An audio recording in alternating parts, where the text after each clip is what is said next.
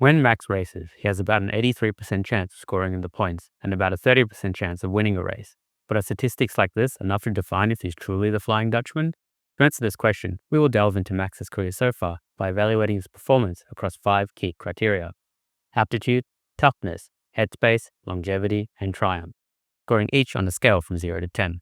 Once we work through these, we can average out the scores to give Max a total athlete score and place him on the Athleticus scoreboard.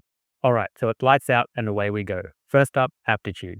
It's clear that when Max is racing, he's almost always guaranteed to score points. This alone already makes Max one of the most capable drivers on the grid. However, let's compare him to some of the other elite drivers. Now, just a disclaimer with some of the numbers in this video. For the F1 drivers of previous eras, the landscape of how F1 is scored, the reliability of cars, and the number of races in a year has changed a lot. So it is difficult to provide an accurate one-to-one match. But we have tried our best to do some relative calculations to bring them up to the current era equivalent values. This data set just goes to show that Max is operating at a level near most of the all-time greats, with every possibility that he may exceed them over the coming years. But it's one thing to score points in an F1 race, and it's an entirely different thing to actually go on and score the most points, or in other words, win the race. So when compared to other elite F1 driver win rates, we can see that Max Verstappen is actually again performing at a level on par with many of them. But keep in mind, for most of his career so far, he has been sitting in one of the best F1 cars. Anyways, let's get a score for Aptitude. Just a reminder that there are heaps of other incredible stats and data crunch to get these scores, but we are just sticking to the highlights. It is clear that Max can drive, and he can drive incredibly well, to an extent almost beyond anything that we have ever seen other drivers do ever before, given Max's age. So for Aptitude, we're giving him a 9. Let's move on to Toughness. F1 races are physically grueling. The ability to withstand high G-forces and push the car to the limit without compromising on physical form is crucial. One way we can consider toughness in F1 is by looking at race completion rates. Getting through an F1 race from start to finish takes a toll on the body, and the drivers that can manage to do this the most clearly show a high level of physical capability. Max Verstappen has a race completion rate of 85%. However, the top 10 F1 drivers in this respect have race completion rates of 85.5% and above, with extreme outliers like Michael Schumacher at around 90%. Let's push this a bit further, as there are a lot of other elements at play when looking at this specific statistic. Let's consider how Max performs on what are generally considered the most physically taxing circuits. We have defined these as the narrowest, twistiest, and longest F1 tracks. This gives the driver effectively no physical moment to relax the car or themselves. We have considered these to be the Hungaroring in Hungary, Circuit de Monaco, and Spa in Belgium. When assessing Max's capabilities across these tracks, looking at points gained, pole positions, wins, and a few other factors, we averaged him an aggregate score of about 7.5 out of 10 across these 3 circuits. This is how he compared to some of the other F1 drivers when the same analysis was done for them. Look, again it's clear that Max is a gun, and is pushing his capabilities to be aligned with some of the greats, but there are some elements here where we can see some rare flaws. Despite this, if Max continues to race the way he does, he will likely continue to improve and exceed all our expectations, as he usually does. But for now, it's a solid 8 for toughness.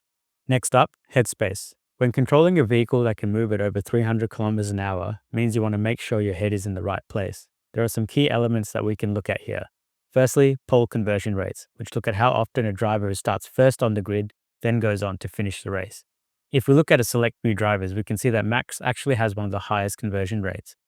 This shows us that when Max is in front, he really puts aside all the pressure and keeps focused to win. But what's potentially an even more interesting take on mental state is how many wins a driver has from a non-pole position. This really showcases a driver's focus and willingness to win. Here we can see Max start to slip, but to be honest, it's still an impressive number that is only growing.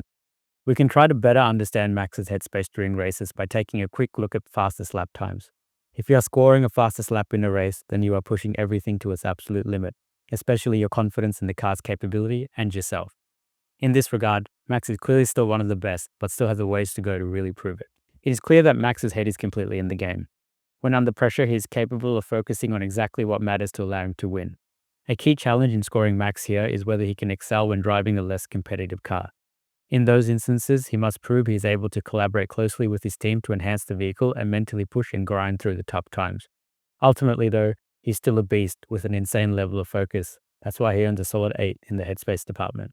Let's move on to longevity. Max has been racing in Formula 1 since 2015, but how consistent and capable has he been for each season? One way to check this is by looking at his win rate over the years. Here we can see that Max is actually quite all over the place. but started to hold his own when he was at his peak, but then started to drop very quickly. So in a sense, at times, he's very consistent, and at times he can also be unpredictable. Essentially, he has highs and he has lows. When we look at average win rates at the start of the video, we saw that on average, Max was sitting at around 30%. So when we look at other drivers to see how they stack up when you take their number of seasons with a greater than 30% win rate and divide it by the total number of seasons of race, you get the following relative scores. Look, the data here is impressive, but it is erratic, and what is clear is that when Max is performing at his peak, he's actually performing at a level that is in line with and even beyond the best. But when he's not, he's actually lacking in areas to really show a consistent capability over the years. Ultimately, Max has had seasons of incredible highs and seasons of some struggle, but can he keep up a relatively consistent high for as many years as some of the other drivers? We will see with time, but for now he scores an 8.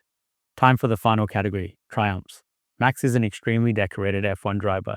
To date, Max has won the Formula 1 World Champion 4 times, 64 Grand Prix victories, 115 podiums, and 42 pole positions. These key triumphs already say a lot about Max, but keep in mind, all of this is primarily possible because he had an absolutely incredible 4-year run, one of the best the sport has ever seen, leading him to many other triumphs, such as the most wins in a single season, most podiums in a season, the most championship points in a season, most consecutive pole positions, and most consecutive points finishes. This time period has rocketed Max to near legendary status. But again, as the environment in F1 changes, with the other teams developing more competitive cars, can Max maintain this is the real question. Only time will tell. Regardless, what Max has achieved in the sport in such a short period and at such a young age has been nothing short of legendary to witness. Overall here, it's a 9. Max Verstappen exploded into the F1 scene and has become one of the sport's defining talents, managing to rewrite the history books in some way every season that he races. With all scores considered, this gives Max a total athlete score of 8.4, putting him, for now, on the podium of the Athleticus scoreboard. So is Max the Flying Dutchman? I think Max is the supersonic Flying Dutchman. But everything he has achieved he has done very quickly, and with his current stats aligning him with some iconic F1 drivers. However, you can't avoid the question of whether he can keep this up or not. If he continues on this trajectory, it is likely that he will probably be the best F1 driver ever, and maybe the best athlete we have ever seen. Only time will tell. Hopefully we get another chance to reassess Max in a few years to see where he ends up. Anyways, if you enjoyed this video, please don't forget to accelerate towards that like button, hit subscribe, and ring the bell notification so we can keep scoring athletes. Thanks for watching, team. Catch you at the next one.